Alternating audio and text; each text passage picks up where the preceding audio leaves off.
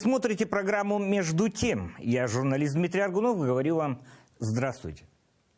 Россия переходит на рубли в расчетах за поставки природного газа покупателям из недружественных стран, объявил президент Владимир Путин.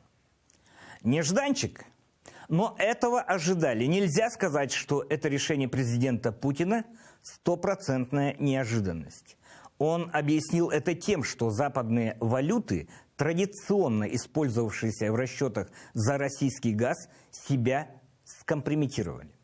Путин дал понять, что это только начало. Цитата. Начнем с этого. Позднее вице-премьер Александр Новак также заявил, что торговать нефтью за доллары и евро стало ненадежно. В перспективе нужно и здесь переходить на расчеты в национальных валютах. Из заявлений президента следует, что иностранные покупатели российского газа приглашаются свободно продавать свою валюту и получать рубли на российском внутреннем рынке для оплаты газа. Банку России совместно с правительством поручено в недельный срок определить порядок совершения таких операций. С точки зрения экономического смысла, при прочих равных перевод расчетов по газу в рубли эквивалентен установлению стопроцентного норматива продажи валютной выручки по его экспорту, отмечает экономист ВТБ Капитала Александр Исаков в телеграм-канале. С конца февраля российские экспортеры обязаны продавать на внутреннем рынке 80% валютной выручки.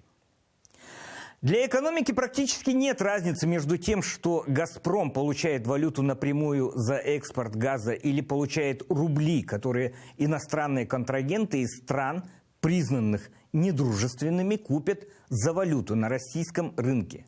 Согласно главный экономист «Ренессанс Капитал» по России и СНГ Софья Донец. Потенциально ничто не мешает увеличить норму обязательной продажи до 100%, таким образом обеспечив полную эквивалентность с точки зрения валютных поступлений на российский внутренний рынок, говорит она. Поэтому не считает, что объявленная мера имеет прямое отношение к поддержке рубля. Но рубль на фоне этого заявления президента Путина укрепился незамедлительно, достигая отметки 94,99 к доллару.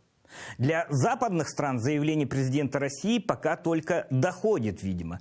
В Германии, по крайней мере, этот шаг вызвал замешательство, как признали в самой ФРГ.